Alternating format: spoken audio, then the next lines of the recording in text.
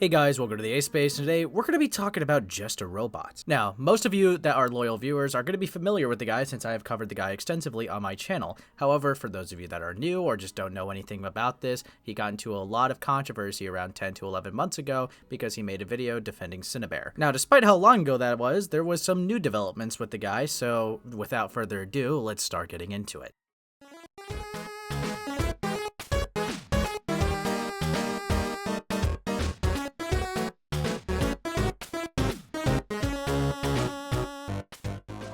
Now, admittedly, the Vidcon stuff is nothing really new, however, I kind of have to lay this groundwork for the second segment to make any sense to you at all. To make a long story short, there was some context building up to Vidcon 2023, where Jar would have some issues with some of the art girlies, one of them specifically being Malware, because back then, he made a video on Spoctor and his thumbnail made some EDP insinuations with a cupcake joke. They have a few arguments, the bridge is burned with Harley TBS, and not a lot of people in this sphere really like Jar because of this. So, naturally, when they're going to go to a place in person, they're not going to want to see the guy. In short summary, he would basically kind of like look a little creepy towards these women, even come off as a stalker, kind of like following them around because he kind of like wanted to talk to some of them. This wouldn't really be talked about for 2 years, however, there was something in 2023 where Ponder Sprocket does talk about him, keeping him anonymous.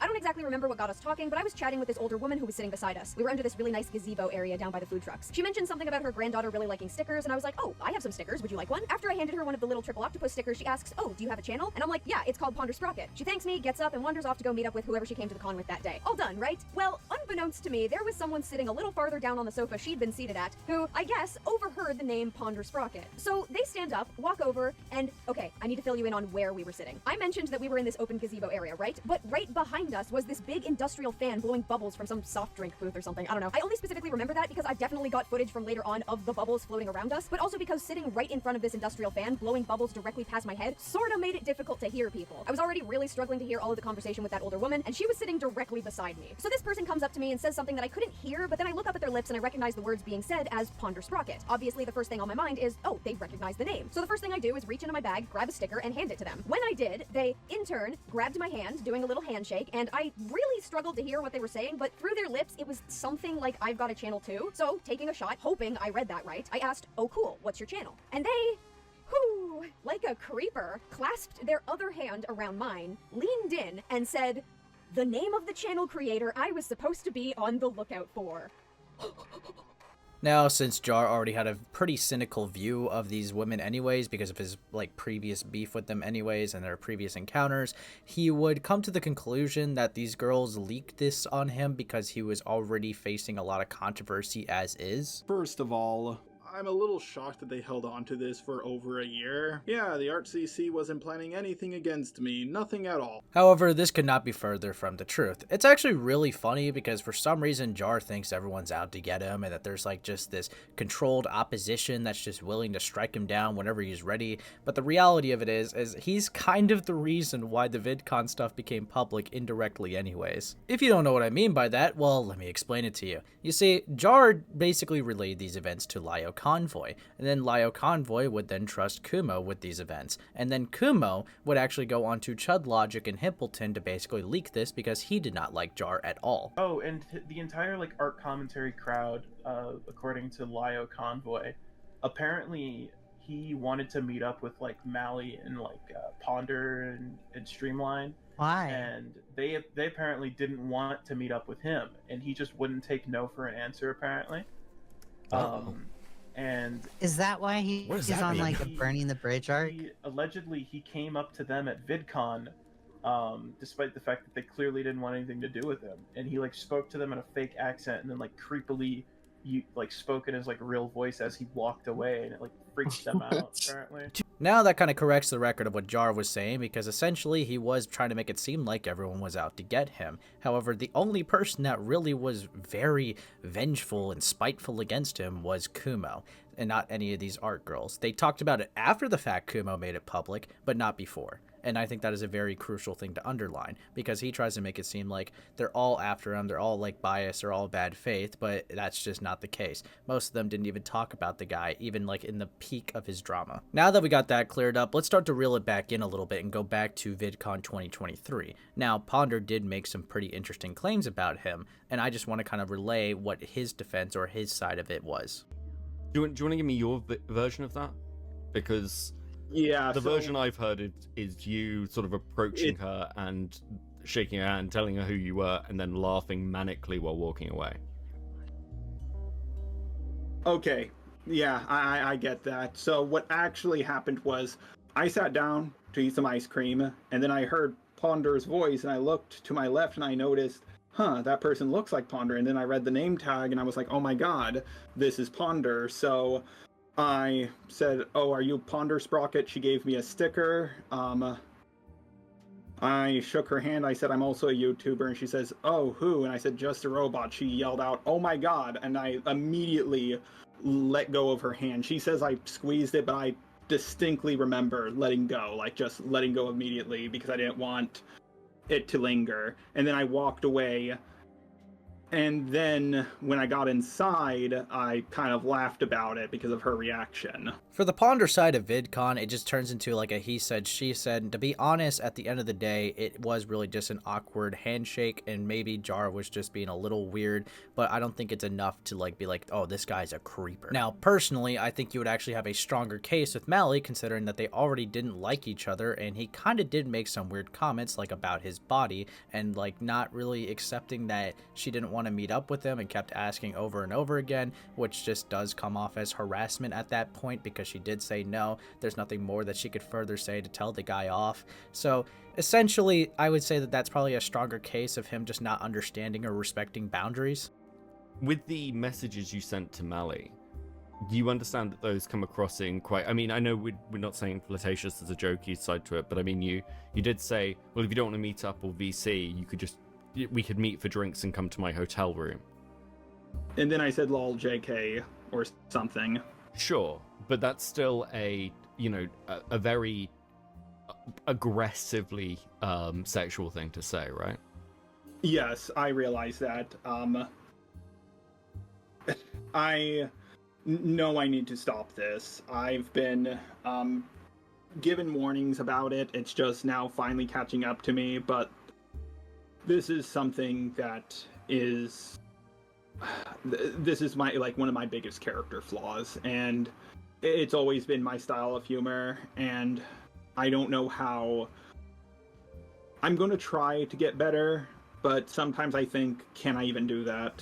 Now, realistically, I don't think Jar was going to actually do anything to these girls. However, I can understand the concern and worry that these girls would have for themselves, considering that this is a guy that they already don't like. He's kind of acting a little bit creepy, and it seems like he's going out of his way. They're already saying no to wanting to, talk to them, but it seems like he's still trying to really push for an in-real-life interaction. I personally feel that that was the key takeaway from the whole VidCon stuff. However, I do feel like there's one person that did not get the memo, and we'll be diving into them right now.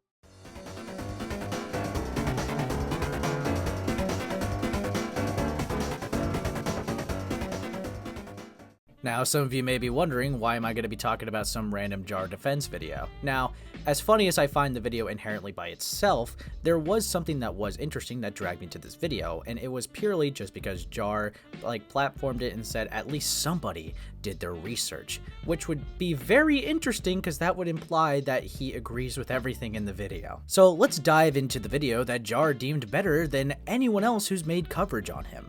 Where you can see Chud smile a bit before exploding into apparent rage because he's making it out like Jar's trying to use him here.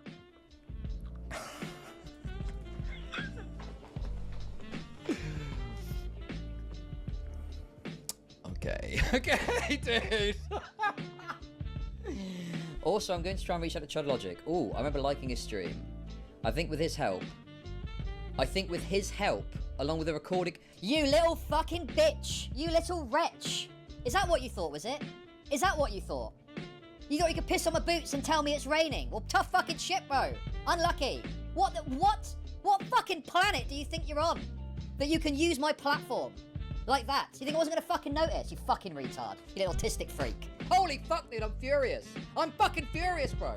Who does this guy think he is? He thinks he can fucking launder his shitty video past me without noticing and be put out on my channel to my fucking viewers. So already right off the bat, I find this point really dumb because of course you're gonna smile when you get like a literal smoking gun about a guy being manipulative, and because then, okay, I literally just caught you in the act. Of course he's gonna be smiling and laughing because he literally just got an insane nuke on this guy. And also based on the title of this video and some of the points that this guy makes, Vincent tries to make the claim that a lot of people were gay-opping Jar when that really isn't just the case, especially like with people like Beckett and Chud who were just covering it during the situation. Yes, Chud had interviews with the guy, but that's not gay-opping. He didn't pretend to be his friend to extort information out of him and then backstab him. That never happened. And that same point could be said about literally majority of the live streamers covering it. In fact, one of the only cases I could point to, I know that they talk about Kumo, but the only other one that you could point to that he just never really brings up in this video is Himpleton, who literally admitted to doing a gay op on a stream before. But yes, simply covering a situation is not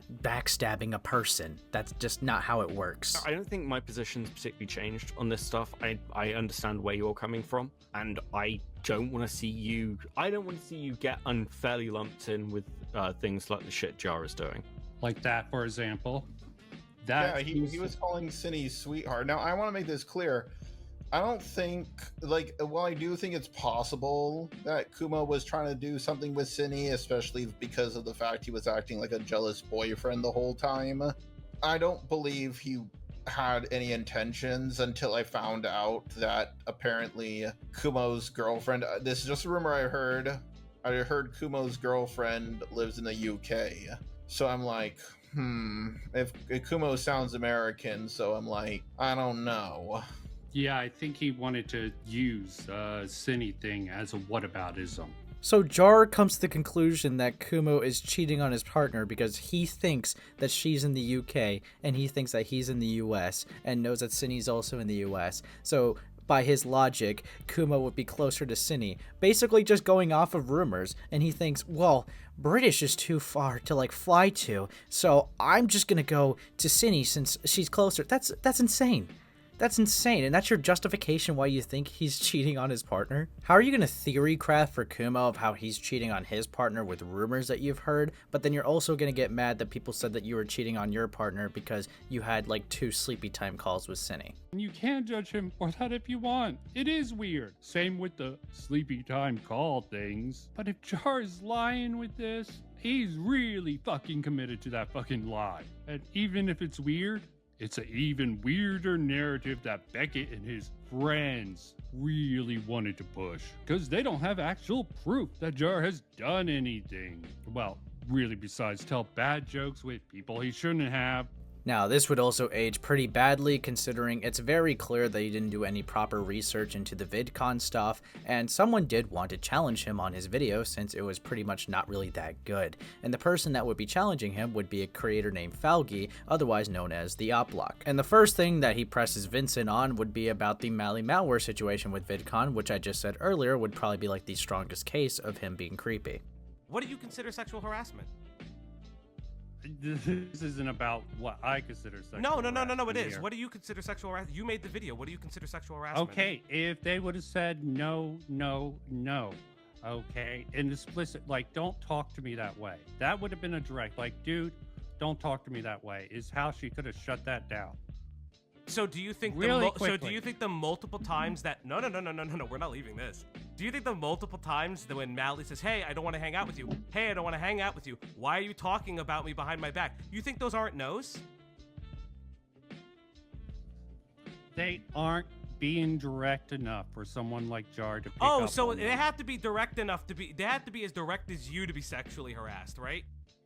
Nope. So when they say, "Hey, you're harassing me," continually and constantly, even when there's a separate... Do you know about the Mally call? Now this is very clearly embarrassing to watch considering it's very obvious that Vincent hasn't done all his research, and it's very apparent that he doesn't know everything with the Mally situation because he also just said that she basically didn't say no hard enough. But even moving on from that point, Value would start to dive into the whole Jaden animation stuff. So again, do you not think that a person who has asked people to not create NSFW art of them, and then Jar then commissions it after the fact, is not a contributing factor, and that is not her saying no? I don't know, okay? So your research is incomplete. Okay, good to know.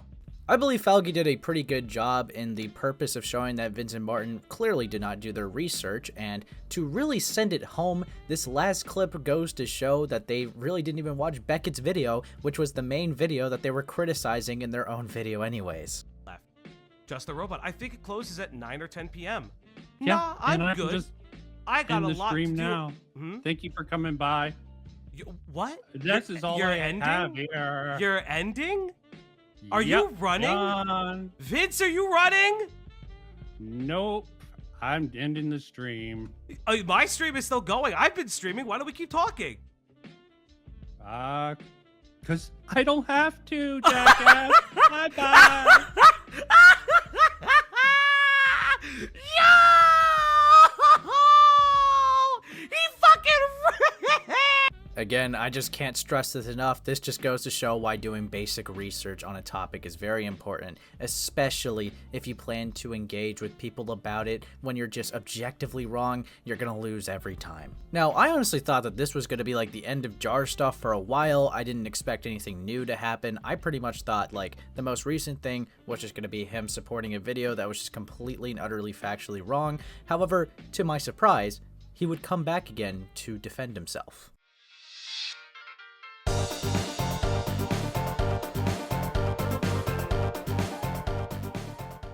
Now, for full transparency, there's a lot of points that he makes in the second response video that are pretty similar, if not the same point that he made in his first response video. So, just for the sake of time, I'm going to be focusing on the newer points that he addresses. Without further ado, let's start getting into it. I do have some proof that I was working on another draft of the video, such as the fact it was uploaded unlisted days before it went live. I did this so I would have plenty of time to think things over on whether I should upload the video or not. I was also sending people the video so they could look it over and give me their thoughts on it. Now I know that some of you are going to call me a liar, because the second draft of my Cine video was already fully edited. However, the first draft of my Cine video, which was more negative towards her, was also fully edited as well. You see, this is actually quite interesting because I've never seen anyone make videos like this before, or how Jar claims, because usually people don't fully edit a video after like paying, $30 per piece of this to basically come to a final conclusion and then be like, oh, I don't like it, I'm just going to start from scrap and go on to the next one.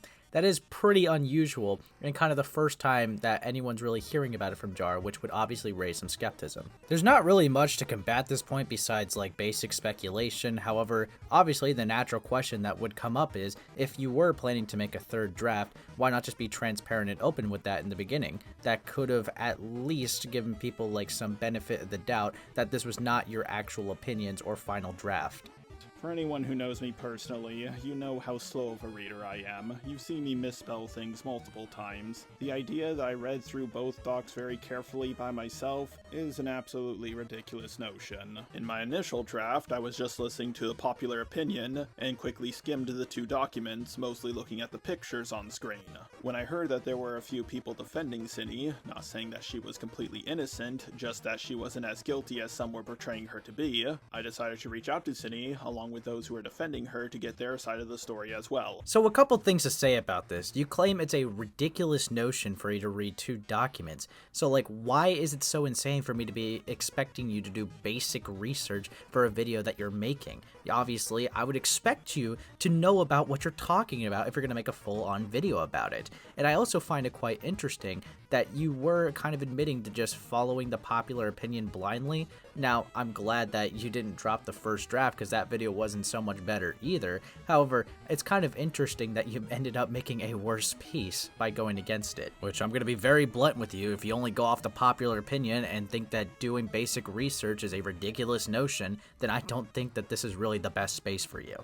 People have told me that they're willing to look past the chicken joke or the pussycat joke, but they have a hard time believing that the sleepy time calls were not romantic in nature. The thing is though, this only happened once or twice, and they only lasted a couple of minutes. She herself confirmed that we did not goon, and that we mostly talked about Star Wars. Now, admittedly, I do believe Jar kind of shot himself in the foot here by classifying this action as a sleepy time call, as I did reach out to him back in January about this to kind of ask like what his definition of it was, and he had a totally different interpretation than what everyone else would normally classify as a sleepy time call. He basically considers a sleepy time call to essentially just be a call that you have before going to sleep, essentially around nighttime, considering that it would be around sleepy time. But he proceeds to basically bring some other people onto the call to show that they weren't romantic and that he has platonic sleepy time calls, which honestly is whatever. That really wasn't the main point of it. Basically, people were talking about like the sleepy time call thing because essentially